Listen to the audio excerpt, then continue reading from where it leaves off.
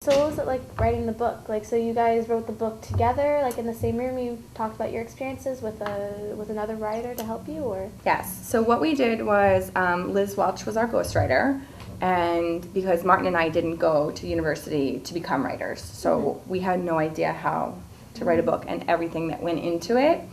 So Liz was fantastic. So she took all of our letters that we had written back and forth over the years, and then she would interview us separately. Then she would write a chapter and send it to us, and she took all of my old journals and diaries and notes back and forth from my friends, and helped us really put all of that into a book that is all of our words. What, did you find out a lot about Martin's life that you didn't know about before? Oh, absolutely, absolutely. Martin is the type of person that never wants anybody to feel bad about anything. He wants people to be happy, and so he doesn't want to ever tell you bad things that have happened. So there were a lot of things that I've learned during this book writing process about his life that I never knew before, because he never wanted to make me feel bad about the way he lived. What was it like to meet Martin for the first time? Oh, it was so amazing. It really was. It was like a huge weight lifted off my shoulders, because I could finally breathe that he was here. I had him. Like, he was in my arms, and I could take care of him. And I knew where he was at all times, you know. So it was definitely a great feeling. Ugh.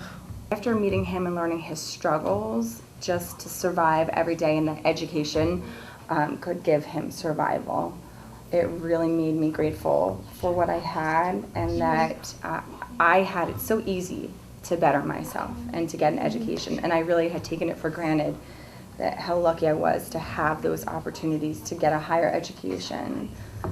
So I really tried to start taking advantage of that. I don't ever want anyone to apologize, because I've gotten a lot of apologies for the way that people have acted towards me as a teenager, but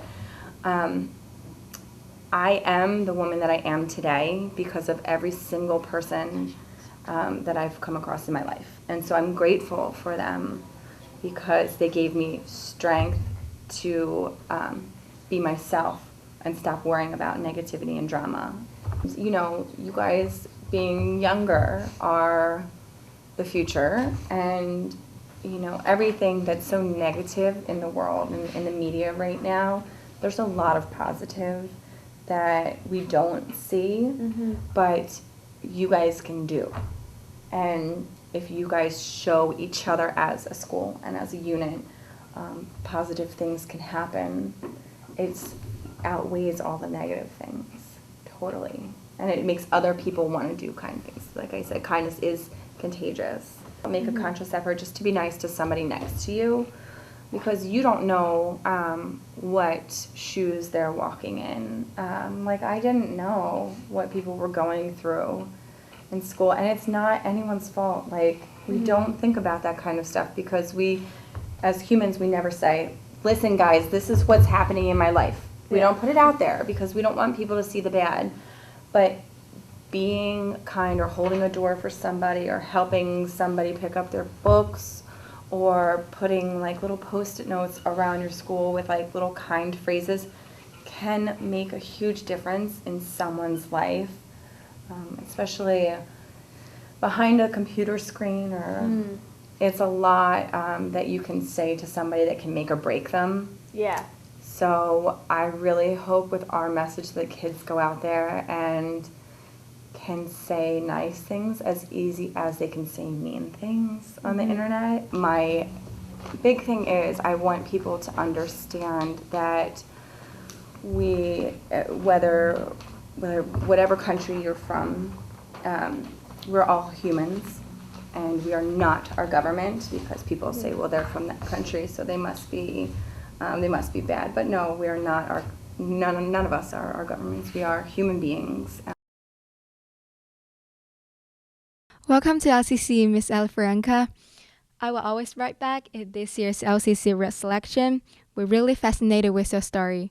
So can you share with us, are you still in touch with Mr. Ganda? I am. He actually lives in New York City, and I don't live too far from New York. And I actually call him my brother. So We get to see each other like once or twice a month.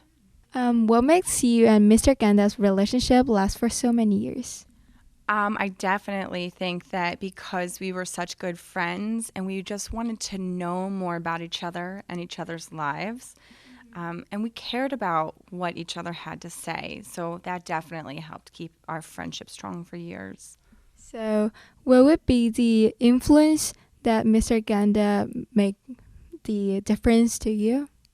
He made a huge difference on my life. He made me think more globally, made me think less about myself and more about others. And I definitely believe that because I had the opportunity to learn about his culture and different cultures around the world, that it was easier for my husband and I to have a relationship because I was able to be open-minded to his culture as well. What would be your suggestions to LCC students regard to a better understanding of other countries and other parts of the world?